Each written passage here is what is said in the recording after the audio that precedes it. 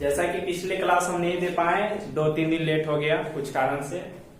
आज स्टार्ट करेंगे फिर से ग्रामर में, टेंस में, जो कि हम चल रहे थे। प्रेजेंट परफेक्ट टेंस तक पढ़ लिए थे, उसका प्रैक्टिस भी कर लिए होंगे आप घर में बैठकर। आज चलेंगे प्रेजेंट परफेक्ट कंटिन्यूअस टेंस के बारे में, ठीक है, जो कि लास्ट आपका प्रेजेंट टेंस का एक पार्ट बचा हुआ है उसके बारे में। यानी पूर्ण अपूर्ण वर्तमान काल, यानी क्रिया पूरा भी हो गया होगा या फिर क्रिया जारी होगा, यानी प्रेजेंट परफेक्ट कंटिन्यूअस टेंस का। अब पहचानने के लिए क्या कर सकते हैं, ठीक है, तो पहचानने का एक तरीका है सेंटेंस को पहचानना, है ना। तो सेंटेंस को पहचानने के लिए ध्यान देंगे, जिस हिंदी वाक्य के क्रिया के अंत में ता रहा है, ती रही है,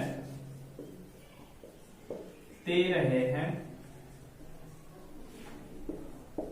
ता रहा हूं, ये लगा रहेगा, ठीक है। उस हिंदी वाक्य का प्रयोग हम लोग प्रेजेंट परफेक्ट कंटिन्यूअस टेंस में करेंगे। फॉर एग्जांपल देखते हैं इसका। राम पढ़ता रहा है, देखिए ता रहा है यहां, जैसे मैं किताब पढ़ता रहा हूं, ता रहा हूं आगे, ठीक है। लेकिन इसमें एक और पॉइंट निकलता है, इसमें टाइम का प्रयोग किया जाता है। तो इसके अलावा टाइम का प्रयोग होने के साथ साथ जो है, एक और एग्जांपल आपको बताते हैं पहचानने का तरीका, कि इसका एक और पहचानने का है, जिस हिंदी वाक्य के क्रिया के अंत में रहा है, रही है, रहे हैं, रहा हूं, तथा इसके साथ प्लस में टाइम पीरियड यानी टाइम एजेंट का प्रयोग होना जरूरी है। यदि जिस हिंदी वाक्य के क्रिया के अंत में रहा है, रही है, रहे हैं, रह गया, वो तो जानते हैं प्रेजेंट कंटिन्यूअस टेंस का जाएगा। लेकिन यदि टाइम का भी प्रयोग उसमें रह गया तो कौन से टेंस में आएगा? प्रेजेंट परफेक्ट कंटिन्यूअस टेंस में। इसका भी एक एग्जांपल देख सकते हैं, जैसे राम 2 घंटों से किताब पढ़ रहा है या पढ़ता रहा है, दोनों सेंटेंस हमारा एक ही होगा। लेकिन राम किताब पढ़ रहा है ये सिर्फ बोल देंगे तो प्रेजेंट कंटिन्यूअस टेंस का होगा। लेकिन यदि उसमें हम किसको जोड़ दें? टाइम को जोड़ दें, ठीक है, तो वो कौन सा टेंस में बदल जाएगा? प्रेजेंट परफेक्ट कंटिन्यूअस टेंस में, ठीक है। आई बात समझ में? आगे बढ़ते हैं। अब इसमें एक और पॉइंट टूटने वाली बात क्या है कि जब टाइम आ गया है, ठीक है, तो टाइम आ गया कि ये लैंग्वेज हो गया। एक और एग्जांपल हम देखना चाहेंगे,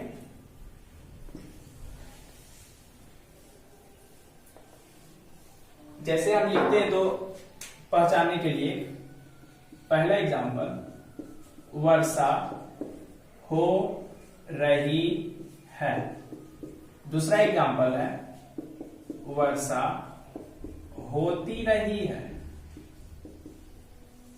तीसरा एग्जांपल है 2 घंटों से वर्षा हो रही है या होती रही है। अब देखने वाली बात यह है इसमें है, अब पहचानना है क्या है। हमने बताया क्या कि जिस हिंदी वाक्य की क्रिया के अंत में, पहला पॉइंट बताया था, जिस हिंदी वाक्य की क्रिया के अंत में ता रहा है, ती रही है, ते रहे, ये सब लगा रहेगा, तो उसे हम पहचानेंगे कौन सा? प्रेजेंट परफेक्ट कंटिन्यूअस टेंस में। अब जानना है कि अब किसमें ता रहा है, ती रही है, तो देखिए इसमें है ती रही है, इसके अलावा इसमें भी बन रहा है ती रही है, इसको, ये दोनों को तो पहचान ली कौन सा टेंस है? प्रेजेंट परफेक्ट कंटिन्यूअस टेंस है। इसके अलावा समय का भी सूचक शब्द आ रहा है इसमें, समय का भी बोध हो रहा है। जब समय का बोध हो रहा है तो कौन से टेंस में जाएगा? प्रेजेंट परफेक्ट कंटिन्यूअस टेंस में जाएगा। लेकिन यहाँ जो पहला सेंटेंस, जो पहला हम दिए एग्जांपल, तो पहला एग्जांपल में क्या लिखा हुआ है? वली रही है, सब्जेक्ट के बाद वर्ब की क्रिया हो रही है, सब्जेक्ट के बाद वर्ब की क्रिया हो रही है। क्योंकि ये सब्जेक्ट के रूप में यूज नहीं होगा, सब्जेक्ट के रूप में कुछ और यूज होगा, ठीक है। यहाँ सब्जेक्ट इसका, ये इसका काम नहीं करेगा, वर्षा काम नहीं करेगा, यहाँ वर्षा काम करेगा वर्ब के रूप में। उसके बारे में जानकारी लेंगे आराम से। यहाँ देखिए प्रेजेंट कंटिन्यूअस टेंस का बोध करा है, तो ये जो आपका हो गया वो ओनली कंटिन्यूअस टेंस का हो गया। किस टेंस का हो गया? Continuous tense. समझने वाली पॉइंट यहाँ पर ये है, यदि हम टाइम जोड़ दें तो क्या हो जाएगा? प्रेजेंट परफेक्ट कंटिन्यूअस टेंस हो जाएगा। लेकिन अगर टाइम हटा दे तो प्रेजेंट कंटिन्यूअस टेंस होगा। क्योंकि प्रेजेंट कंटिन्यूअस टेंस तो बनाने के लिए जान गए, सीख लिए। अब है प्रेजेंट परफेक्ट कंटिन्यूअस टेंस बनाने के बारे में जानकारी। अब जो भी है उसको आप सही ढंग से इसको नोट कर लीजिए, बेहतर रहेगा। आगे बढ़ते हैं, आसानी से समझते जाइए धीरे धीरे। आपका टेंस का जो भी क्लियर है, टेंस का जो भी आपका प्रॉब्लम क्रिएट होता है वो आसानी से समाप्त होते जाएगा। ठीक है, ये आपको 12 तक का काम जरूर करेगा, एकदम डेफिनेटली रखिए। 12 में आपको फिर से आपको ये पढ़ना ही पढ़ना है 12 तक। यानी 7 क्लास से स्टार्टिंग करते हैं, 7 में फिर से पढ़िए इसको, 8 में फिर जाइए, फिर पढ़िए, 9 में जाइए, फिर पढ़िए, 10 में जाइए, फिर पढ़िए, 11 में जाइए, 12 में जाइए। तो क्यों ना हम अभी अच्छी तरह से इसे समझ जाए, ताकि आगे हमें इसका सिर्फ रिवीजन करना पड़े, इसे पढ़ना ना पड़े। ठीक है, ताकि चीजों को हम बेहतर से समझ सके, सीख सके। अब इसको बनाए कैसे? सेंटेंस पहचान तो गए, अब जरूरत है इसे क्या करना? एक नए रूप में ढालना, यानी ट्रांसलेट करना। तो कैसे करें? तो इसका स्ट्रक्चर है सब्जेक्ट प्लस, सब्जेक्ट के बाद हेल्पिंग वर्ब में हैव या हैज का प्रयोग करना है। उसके बाद एक हमेशा यूज करना है बीन का, BEEN, बीन। और हमेशा हमने बताया नहीं है कि V4 ऐसा रूप होता नहीं, वर्ब का 3 ही फॉर्म होता है। ठीक है, यानी यहाँ पर जो है V1 प्लस ING का यूज करना है, प्लस ऑब्जेक्ट आपको देना है। और अब रह गया सब्जेक्ट में क्या, यदि रह गया सेंटेंस में क्या? टाइम का प्रयोग। टाइम का प्रयोग करने के लिए यहाँ पर हम लोग यूज करते हैं 4 प्लस में 4 सिंस, उसके बाद टाइम एजेंट का प्रयोग करते हैं, टाइम एजेंट। अब दोस्तों जानना यहाँ पर ये है, ठीक है, कि 4 और सिंस यहाँ पर ये कुछ बात पता नहीं। टाइम एजेंट तो समझ गए, 2 घंटा तो 2 आवर्स, 10 दिन है तो 10 डेज। ठीक है, 2 महीना है, 10 महीना, 2005 ईस्वी, 1998। ठीक है, तो उसी के संदर्भ में हम लोग जो है 4 और सिंस का यूज करते हैं। कौन से सेंटेंस में 4 लगेगा, कौन से टाइम पीरियड टाइम एजेंट में सिंस लगेगा, इसके बारे में जानकारी लेंगे। ठीक है, तो अब जानना है 4 और सिंस के बारे में। तो 4 का प्रयोग और सिंस का प्रयोग, यानी यूज ऑफ 4 एंड सिंस का। तो 4 का प्रयोग प्राय टाइम पीरियड के रूप में करते हैं। किसमें करते हैं? Time period.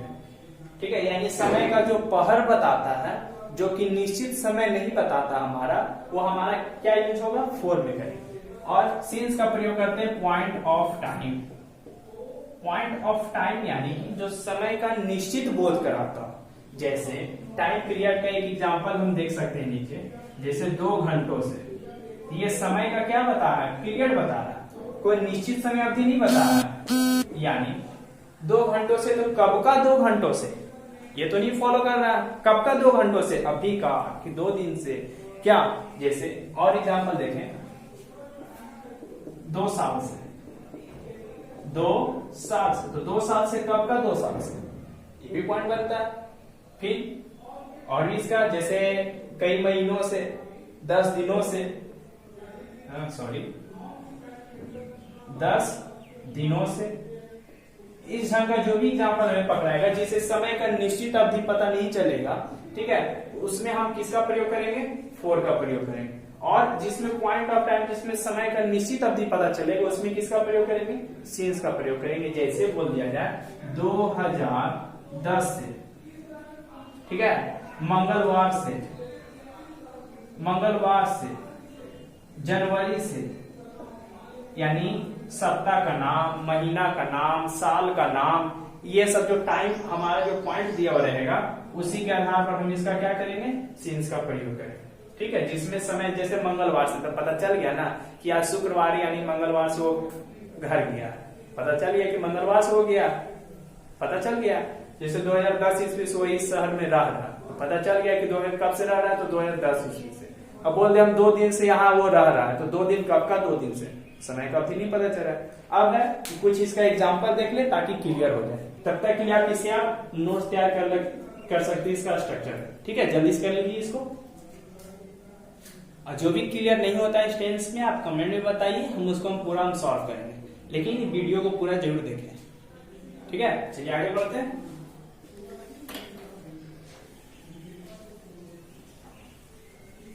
चलिए एग्जाम्पल अब देखते हैं।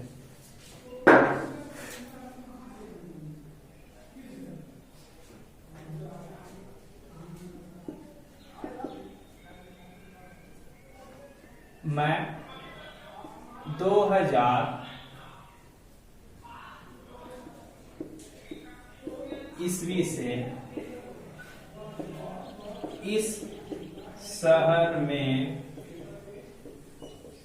रह रहा हूं। अब देखिए यहाँ पे क्वेश्चन ढूंढने वाली बात है, क्योंकि रहा हूं आ गया, रहा हूं आ गया, ता रहा हूं तो है नहीं, रहा हूं आ गया। लेकिन देखने वाली बात है कि इसमें क्या है, टाइम इज का प्रयोग है, टाइम का प्रयोग है, यानी कौन से टेंस में जाएगा ये, प्रेजेंट परफेक्ट कंटीन्यूअस टेंस। अब बनाएंगे कैसे, तो सबसे पहले तो सब्जेक्ट का यूज करेंगे आई के साथ हमने पिछले क्लास में जाना था हैज नहीं लेता, बल्कि क्या लेता है, हैव लेता है, तो आई है। उसके बाद बीन का प्रयोग, आई है बीन। और इसमें देखना है वर्ब क्या है, वर्ब यहाँ हो गया रहना, वर्ब है ना, रहना आपके यहाँ पे वर्ब हो गया, रहना यानी कि लिव, यानी कि verb plus ING, living, I have been living. कहाँ, ऑब्जेक्ट क्या हो गया, इस शहर में, ये ऑब्जेक्ट क्या हो गया, इस शहर में। जैसे मैं इस शहर में रह रहा हूं, मैं 2000 ईस्वी से इस शहर में रह रहा हूं, तो इस शहर में आपका क्या हो गया, ऑब्जेक्ट, यानी कि in this town.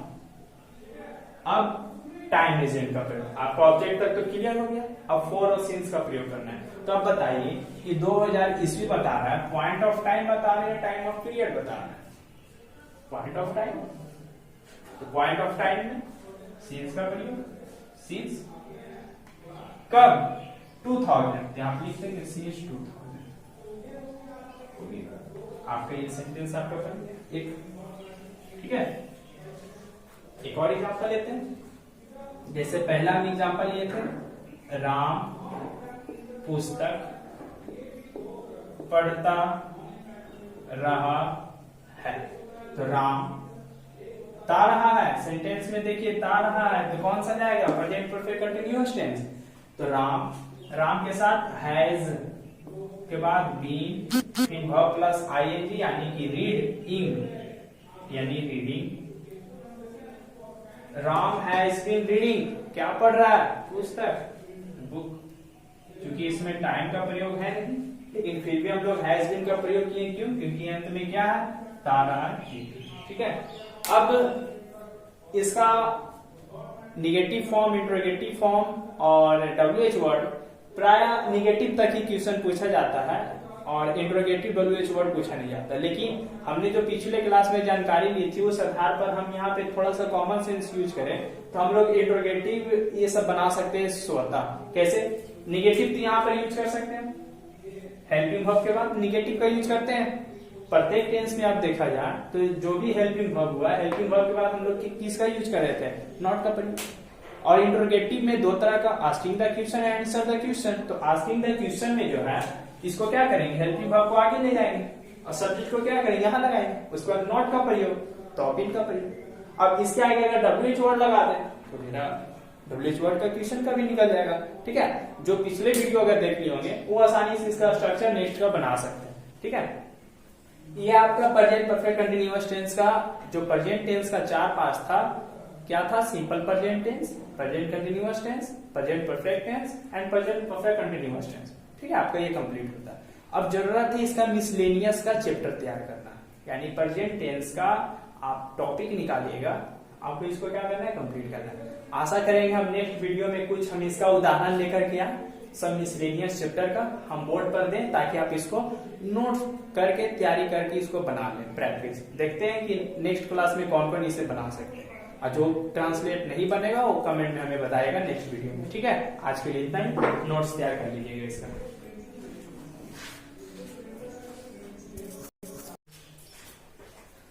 Hello everyone, students, good morning.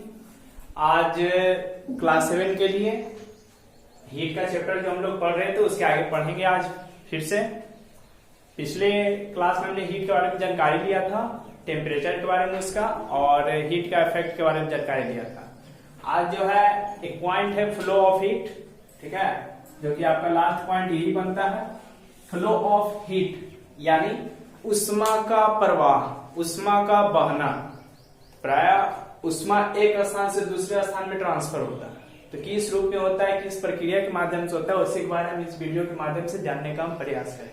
ठीक है, वीडियो को पूरी तरीके से देखिएगा तभी आपको क्लियर से समझ में आएगा। आज देखते हैं फ्लो ऑफ हीट कहने का मतलब हो गया, बार बार हम यूज कर रहे थे थर्मामीटर का, बार बार हम पिछले क्लास में बार बार मुंह पर बोल रहे थे थर्मामीटर जब हम लोग यूज करते हैं, यदि उसका मुंह में उसको लगाते हैं, ठीक है, तो मुंह में लगाने के फलस्वरूप हमारा जो भी टेम्परेचर होता है, जो कि काले गाढ़े रंग का जो पदार्थ होता है अंदर में, जिसे हम लोग मरकरी कहते हैं, जो कि वो क्या रहता है, मरकरी रहता है, द्रव रूप। तो जो भी वो टेम्परेचर हमारे मुंह पर रहता है, हमारे बॉडी टेम्परेचर रहता है, उसे वो क्या करता है, बढ़ाते लेके चल जाता है, और एक निश्चित टेम्परेचर पे जाके वो क्या होता है, स्टॉप हो जाता है। यानी जितना टेम्परेचर लेवल उसको सेम टेम्परेचर मिल गया वस्तु के लिए, वहां पे जाके वो क्या होता है, रुक जाता है। यानी कि सेम टेम्परेचर आने पर, एक निश्चित टेम्परेचर आने पर उसका जो राइजिंग टेम्परेचर था वो क्या होता है, रुक जाता है। यानी इसमें जो हुआ हीट का क्या हुआ, फ्लो हुआ, हीट यहाँ पर क्या हुआ, नीचे से क्या ऊपर प्रवाह हुआ। तो हीट फ्लो यानी इसको 3 भाग में लिख देते हैं हम, 3 पार्ट में इसको पढ़ेंगे हम। पहला कंडक्शन, सेकेंड आपका हो गया कन्वेक्शन, थर्ड हो गया आपका रेडिएशन। ठीक है, आज के क्लास में हम कंडक्शन के बारे में जानकारी प्राप्त करेंगे। ठीक है, कंडक्शन, कंडक्शन यानी कि चालक, जो चालन करता है, चालन यानी कि एक स्थान से दूसरे स्थान, एक वस्तु से दूसरे वस्तु में क्या होना, हीट का प्रवाह, वही हमारा क्या होगा, कंडक्शन कहलाएगा। ठीक है, फ्लो ऑफ हीट 3 भाग में, conduction, convection and radiation. Convection यानी संवहन, रेडिएशन यानी विकिरण। ये प्राय प्रक्रिया जब ये लो होती है तब इसका यूज होता है, और जो सूर्य का जो लाइट हमारे पृथ्वी पर आता है वो रेडिएशन के माध्यम से आता है, विकिरण के माध्यम से। लेकिन इसके बारे में विस्तृत जानकारी हम नेक्स्ट क्लास में करेंगे, आज हम सिर्फ इसके बारे में चर्चा करेंगे। ठीक है, चलिए आगे बढ़ते हैं।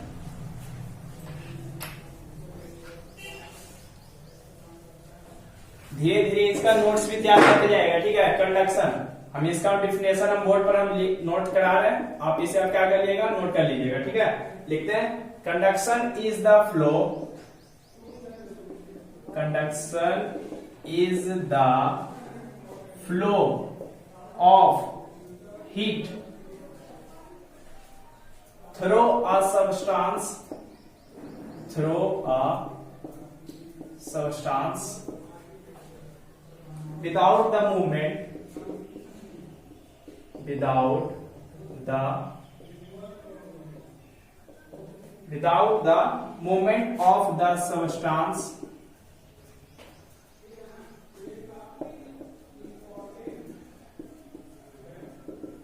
itself। चलिए जानने का प्रयास करते हैं कंडक्शन का डिफिनेशन हमें क्या कर रहा है, क्या बताना चाह रहा है। कंडक्शन यानी कि चालन, चालन, conduction is the flow of heat, conduction is the flow of heat through a substance without the movement of the substance itself. यानी कंडक्शन, चालन वैसी प्रक्रिया जिसके माध्यम से बिना किसी वस्तु की गतिशील किए हम उष्मा का क्या करते हैं, एक रूप से दूसरे रूप में क्या करते हैं, प्रवाह करते हैं। फॉर एग्जाम्पल एक देख लेते हैं, आप एक एक्टिविटी के रूप में यूज कर सकते हैं इसको, क्या बताते हैं।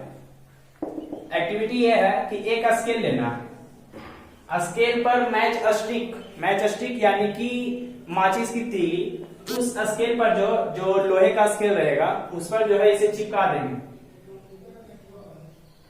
क्या करेंगे, मैच स्टिक का क्या करेंगे, पार्ट चिपका देंगे, इस तरह गोंद की सहायता से चिपका देंगे। चिपकाने के फलस्वरूप इसको थोड़ा और लंबा कर देते हैं। ठीक है, हाफ पार्ट चिपका देंगे, हाफ पार्ट इसको खाली रखेंगे, और यहाँ पर एक कैंडल या फिर जो भी हमें सुविधा होगा हीट का, वो यहाँ पे क्या करेंगे, प्रवाह करेंगे, हीट क्या करेंगे, हीट को यहाँ पे प्रवाह करेंगे। आप कुछ समय पश्चात देखिएगा, क्या देखिएगा कि ये जो मेटल का जो वस्तु आपका जो है, जो कि आयरन रॉड से बना होता है, स्केल जो भी स्टील आयरन जो भी हो जाए आपसे, तो हीट के प्रभाव के कारण यहाँ पे जो सटा हुआ जो बॉक्स था ना, वो धीरे धीरे क्या होता है, मैच स्टिक का बॉक्स क्या होने लगता है, जमीन पर आने लगता है, गिरने लगता है। जिसके कारण हमें पता चलता है कि हीट इसमें प्रवाहित हुआ, बिना गतिशील किए हम इस वस्तु को क्या कर दिए, यहां से इसको ड्रॉप कर दिए। ठीक है, एक एग्जांपल आपका एक्टिविटी हो गया, आप कर सकते हैं खाली से। अब बात है कंडक्शन का, तो all the substance do not नहीं होता, यानी all the substance do not conduct same easily. Same is मतलब सभी प्रकार की वस्तुएं जो होती है, सब्सटेंस जो होती है, एक जैसा कंडक्ट नहीं होती है, यानी कुछ होती है कुछ नहीं भी होती है, यानी कुछ हीट का चालन करती है, कुछ हीट का चालन नहीं करता। जो चालन करता है उसे कहते हैं हम क्या, कंडक्टर, और जो चालन नहीं करता उसे हम क्या कहते हैं, इंसुलेटर। अब जानिए कंडक्टर और इंसुलेटर का डिफाइन क्या है, इसको मिटा देते हैं, इसे आप नोट कर लीजिएगा।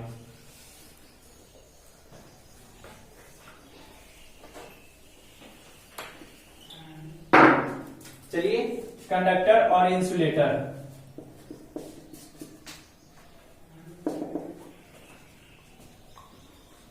Substances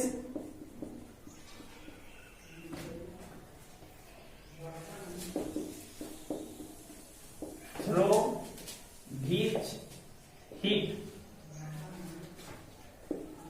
flow easily are called good conductor या कंडक्टर, जो भी बोले आप। फॉर एग्जाम्पल देखेंगे इसका एग्जाम्पल। चलिए इसका डेफिनेशन पहले देख लेते क्या।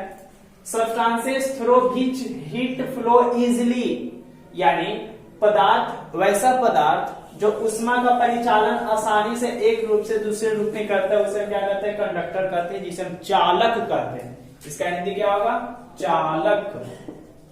यानी चालक वैसा वस्तु है जो उष्मा का प्रवाह आसानी से करता है एक रूप से दूसरे रूप में। ठीक है, प्राय मोस्ट मेटल, जितने प्रकार की धातुएं हैं प्राय सभी जो होती हैं, most metal are conductor. Most metal are क्या है, कंडक्टर, यानी जितने प्रकार की लगभग धातुएं सभी क्या है, कंडक्टर है। लेकिन specially silver is a best, silver is a best conductor. Silver जो है और जितनी मटेरियल से सभी को क्या करती है, ज्यादा कंडक्ट करती है। ठीक है, ये हो गया आपका कंडक्टर का डिफिनेशन। एक बार फिर से, substances through which heat flow easily are called good conductor. For example most metal are conductor. Specially में कौन आ गया, silver. Silver is the best, is the best कर दीजिए इसको, दागा क्योंकि सुपरलेटिव में आता है। चलिए इसको हटाते हैं, हम आगे बढ़ते हैं। अगला पॉइंट है इंसुलेटर। इंसुलेटर यानी कि कुचालक। इंसुलेटर यानी कि कुचालक, यानी जो चालन नहीं करता। ठीक है, तो लिख सकते हैं इसको, substances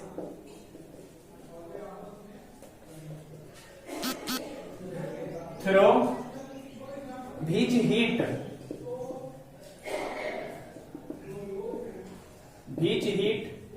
does not flow easily, या इजिली नहीं भी दिएगा तो भी चलेगा, जो फ्लो करता ही नहीं है, लगभग नहीं करता है। ठीक है, आर कॉल्ड, इसको बोल सकते हैं बैड कंडक्टर, नहीं गुड कंडक्टर नहीं, बल्कि क्या, बैड कंडक्टर या इंसुलेटर। इंसुलेटर फॉर एग्जाम्पल इसका बहुत सारा होगा, जैसे प्लास्टिक, ग्लास, ETC। ठीक है, इसमें उष्मा का परिचालन नहीं होता है, कंडक्ट नहीं होता है। अभी तक पढ़े हमने कंडक्टर, फ्लो ऑफ हीट का 3 पार्ट्स। ठीक है, कंडक्टर, कन्वेक्शन, रेडिएशन। कंडक्शन का डिफाइन पढ़े हम, जो कि वस्तुओं को क्या करता है, कंडक्ट करता है बिना मूवमेंट का। फिर उसके बाद पढ़े उसका 2 प्रक्रिया हो सकता है, कुछ वस्तुएं कंडक्ट होती है, कुछ वस्तुएं कंडक्ट नहीं होती है। तो जो कंडक्ट होती है वो कंडक्टर, जो कंडक्ट नहीं होती उसे इंसुलेटर करता है। ठीक है, आज के लिए इतना ही, कल फिर मिलेंगे। अगले चैप्टर की ओर। ठीक है, आज के लिए इतना, इसको कंप्लीट कीजिएगा नोट्स के रूप में। इसका डेफिनेशन भी क्वेश्चन आंसर आपका यही है, यानी पूछ दिया जाएगा differences between conductor and insulator and define conduction. ठीक है, एंड एक्टिविटी के रूप में हो सकता है how to show that flow of heat. ठीक है, यानी आप कैसे दर्शाएंगे कि ऊष्मा जो होती है बहती है, एक रूप से दूसरे रूप में प्रवाह होती है। ठीक है, ये आपको एक्टिविटी के रूप में मिल सकता है क्वेश्चन के रूप में। आज के लिए इतना ही।